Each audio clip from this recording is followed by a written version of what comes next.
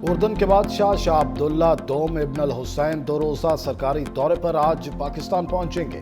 اردن کے بادشاہ وزیر اعظم شہباز شریف کی دعوت پر پاکستان کا دورہ کر رہے ہیں۔ دورے کے دوران شاہ عبداللہ دوم صدر پاکستان اور وزیر اعظم سے ملاقاتیں کریں گے۔ دونوں برادر ممالک کے درمیان 2 طرفہ تعلقات پر بات چیت ہوگی۔ ایوان صدر میں خصوصی تقریب منعقد ہوگی۔ شاہ عبداللہ دوم کو پاکستان کا اعلیٰ ترین سول ایوارڈ عطا کیا جائے گا۔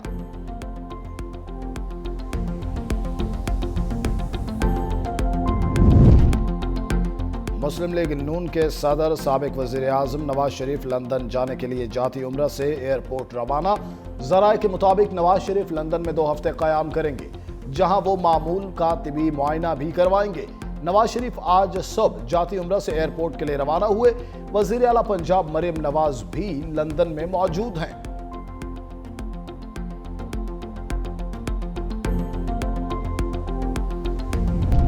وزیر اعلیٰ سندھ سید مراد علی شاہ اور سینئر وزیر شرجیل انعام میمن کا پیپلز پارٹی کے سینئر رہنما لال بخش بھٹو کے انتقال پر اظہار افسوس۔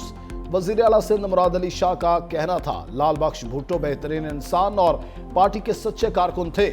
سینئر وزیر شرجیل انعام میمن نے سینیٹر ندیم بھٹو سے ان کے والد کے انتقال پر اظہار تعزیت کیا، گہرے دکھ اور افسوس کا اظہار کیا۔ کہا، پارٹی قیادت اور کارکن غم کی گھڑی میں ندیم بھٹو کے ساتھ ہیں۔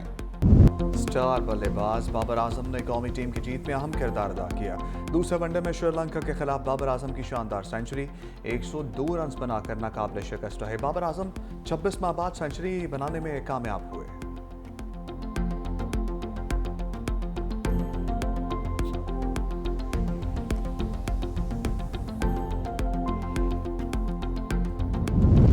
بابر اعظم نے پاکستان کی جانب سے سب سے زیادہ ون ڈے سینچریز بنانے کا ریکارڈ برابر کر دیا۔ سری لنکا کے خلاف دوسرے ون ڈے میں سینچری سکور کر کے بابر اعظم نے سعید انور کا قومی ریکارڈ برابر کر دیا۔ سعید انور نے 244 اننگز میں پاکستان کے لیے 20 one day international century score کی تھیں۔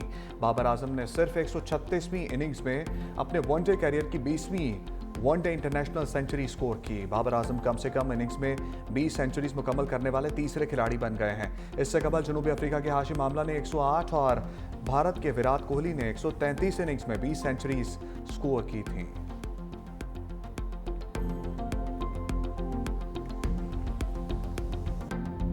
As Chief Justice of the Federal Constitutional Court of Pakistan, I will discharge my duties.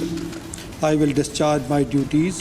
I will do right to all manner of people according to law, I will do right to all manner of people according to law, without fear or favor, affection or ill will. without fear or favor, affection or ill will. May Allah Almighty help and guide you.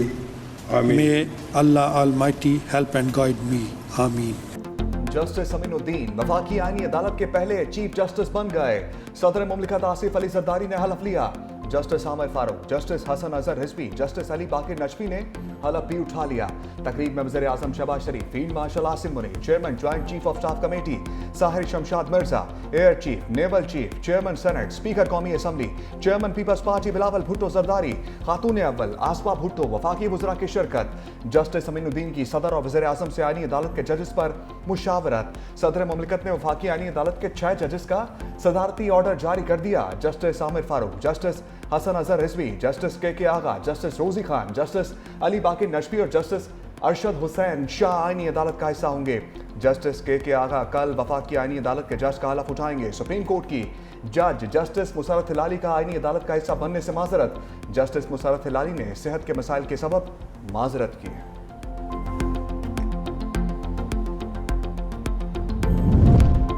وفاقی شرعی عدالت نے وفاقی آئینی عدالت کو اپنی building دینے سے انکار کر دیا۔ چیف جسٹس وفاقی آئینی عدالت امین الدین خان اسلام آباد ہائی کورٹ کے روم نمبر 1 میں بیٹھیں گے۔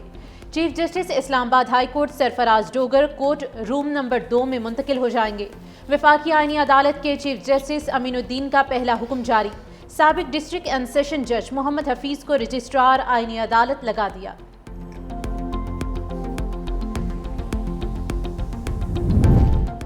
صدر آصف علی زرداری نے سپریم کورٹ کے ججوں جسٹس منصور علی شاہ، جسٹس اطہر من اللہ کے استعفے منظور کر لیے۔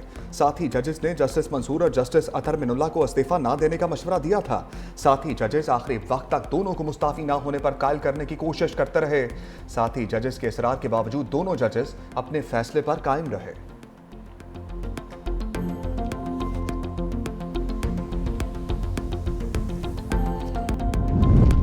پاکستان کالعدم ٹی ٹی پی سمیت کسی دہشت گرد گروپ سے کوئی مذاکرات نہیں کرے گا۔ افغان رجیم اپنی سرزمین پاکستان کے خلاف استعمال ہونے سے روکے۔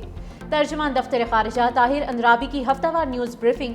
کہا پاکستان تمام مسائل کا حل بات چیت سے چاہتا ہے، مگر افغان رجیم سے مذاکرات کے دوران دہشت گردی میں اضافہ ہوا ہے۔ افغان رجیم کے دعوے کھوکھلے نعروں کے سوا کچھ نہیں۔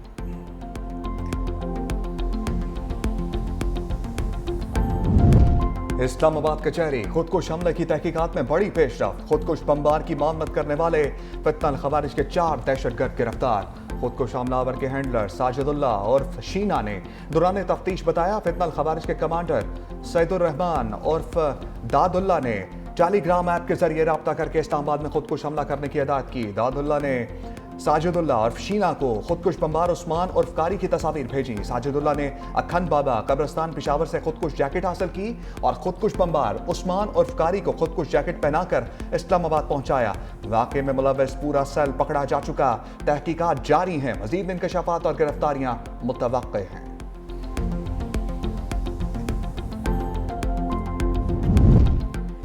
گورنر خیبر پختونخوا فیصل کریم کنڈی کی فیڈرل جوڈیشل کمپلیکس آمد۔ کچہری میں دہشت گردی کے واقعے کی بھرپور مذمت۔ بار عہدیداران سے اظہار تعزیت، شہداء کے لیے دعائے مغفرت کی۔ میڈیا سے گفتگو میں کہا کہ اسلام آباد کچہری میں دہشت گردی کا واقعہ افسوسناک ہے۔ پاک فوج نے وانا کیڈٹ کالج میں دہشت گرد حملہ ناکام بنایا۔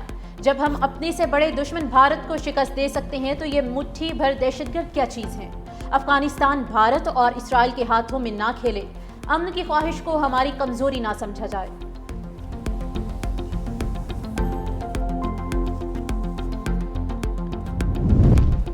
پشاور ہائی کورٹ نے سیاسی سرگرمیوں میں سرکاری وسائل کا استعمال روک دیا۔ پشاور ہائی کورٹ نے 4 صفحات پر مشتمل تحریری حکم نامہ جاری کر دیا۔ ریلیوں، جلسوں اور ملین مارچ میں سرکاری مشینری کے استعمال کے خلاف درخواست کی سماعت۔ عدالت نے کہا سیاسی سرگرمیوں میں سرکاری وسائل کا استعمال قومی خزانے کا ضیاع ہے۔ ریاست سرکاری اور سیاسی تقریبات میں تفریق کرے۔ سیاسی سرگرمیوں میں سرکاری وسائل کا استعمال اختیارات کے ناجائز استعمال کے زمرے میں آتا ہے۔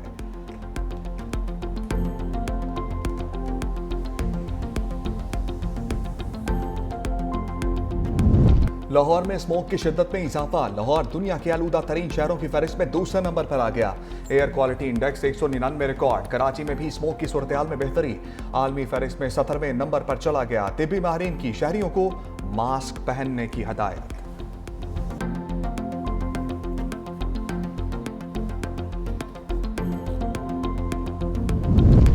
اسرائیل کے غزہ سٹی بیت اللہ اور خان یونس میں فضائی حملے، توپ خانے میں شدید گولہ باری۔ اسرائیلی فوج نے گولیاں مار کر 2 بچوں کو شہید کر دیا۔ ادھر مقبوضہ مغربی کنارے میں اسرائیلی آبادکاروں نے ایک مسجد کو آگ لگا دی۔ مختلف علاقوں سے 25 فلسطینی بھی گرفتار۔ غزہ میں اجتماعی قبر سے مزید 51 لاشیں برآمد۔ خان یونس سے اسرائیلی ارغمالی کی لاش برآمد، اسرائیل کے حوالے کر دی گئی۔ امریکہ کا سلامتی کونسل سے جلد از جلد ٹرمپ امن منصوبے کی حمایت کرنے کا مطالبہ۔ واشنگٹن نے اپنی مجوزہ قرارداد کا مسودہ کونسل کے 15 اراکین کو بھیج دیا۔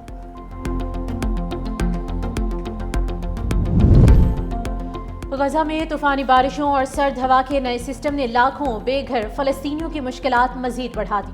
پرانے اور خستہ حال خیموں کے گرنے، سیلاب آنے اور شدید ہواؤں سے نقصانات کے خطرات بڑھ گئے۔ سول ڈیفنس نے ساحلی علاقوں میں رہنے والوں کو خیمے مضبوطی سے باندھنے، ریت کی حفاظتی دیواریں بنانے اور خیموں کے درمیان نکاس کے راستے کھولنے اور تباہ شدہ عمارتوں سے دور رہنے کی ہدایات جاری کی ہیں۔